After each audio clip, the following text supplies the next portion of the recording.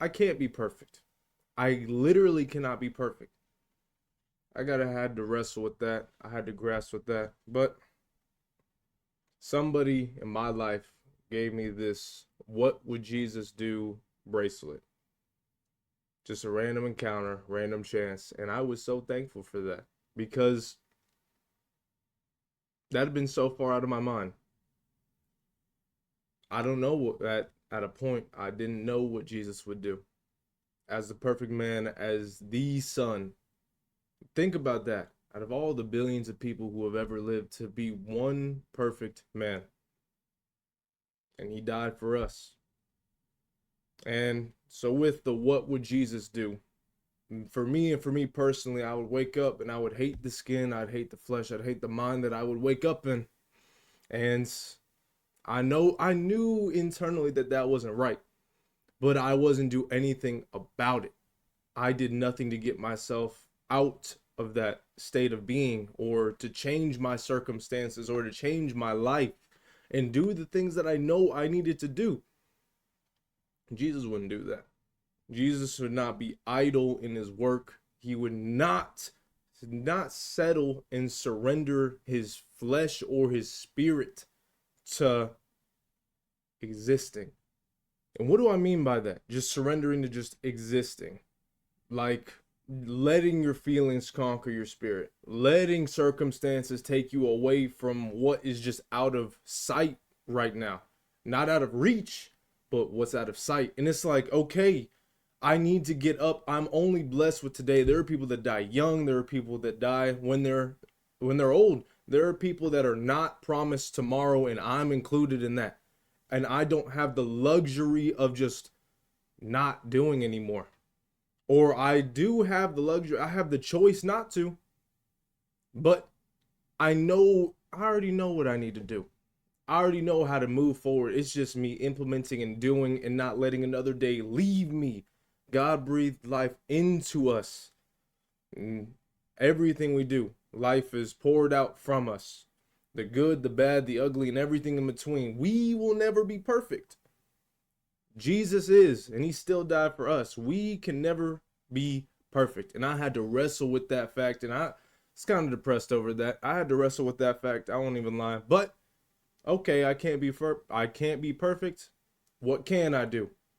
What am I going to do? Or what am I not going to do?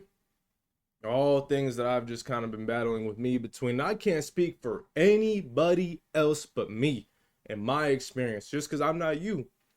You're not me, but I know we have a lot of things in common. I know we have this feeling in common too of just wanting to do more. And because I'm not promised tomorrow, because I'm only promised now, I have to do what I can today and take it by the day. I can't plan out 5 days from now. I don't know what's going to happen between now and 5 days or 2 years from now. I don't know what's going to happen in 2 years or even 10. Like, that's not for me to know. That's not for me to know and to have it all mapped and picture perfect because God will throw a wrench in that so quick. And so I'm like, okay, I'm thinking too far ahead. I'm thinking too out of me. Let me reel it back in. What can I do today? Did I do the utmost today? Where was the Spirit taking me today? And that's it. Jesus would not live in retreat. Jesus would not live in surrender. Jesus would not live in weakness.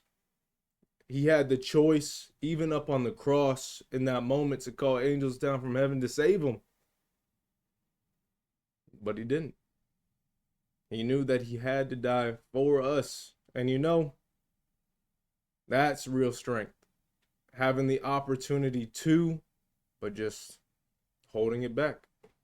Being able to hold back and to choose and to not be violent. I mean, not just to be violent, but just not to succumb to an emotion or self-preservation. It's like, no, it's way bigger than us. Sometimes I don't feel like doing anything, but I know I have to do it. I know Jesus would. And there are people too. I had this. I was blessed with this from a brother. And I was like, man, I was thankful for that. Not even a week or two before that, I had somebody in the gym just hating for no reason. Like, I was out there just minding my own business post workout, and he came into the locker room just looking to stir up trouble in my life. An older gentleman, and I prayed for him too. But it's still just like people will come and see you doing what you need to do and spit on that. Or they'll try to bring you down and take away from your shine. And you know what? It's a choice to let that get to you too. And sometimes I'm no perfect person. Sometimes it gets to me. But at the end of the day, I know that I'm working on my strength. I'm working on what's right, even in my weakness, even in my lowest moments, because I haven't made it yet. We haven't made it yet.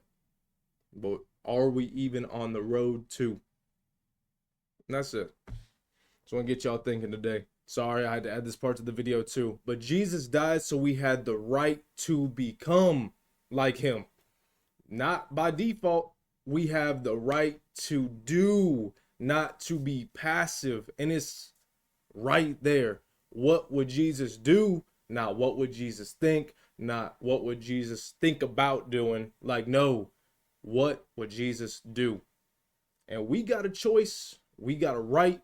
But are we going to take up that birthright? Are we going to take up that opportunity? And that's what I want to do, me and me personally. And because I love you, because God loves me, and each and every day life pours from me, I got to act. Because one day I won't have an opportunity to. In the meantime, y'all have a great day, great night, great evening. I'm Trent. Hope that you do what you need to do on a day-to-day basis. And God willing and God bless. Hope I see you again.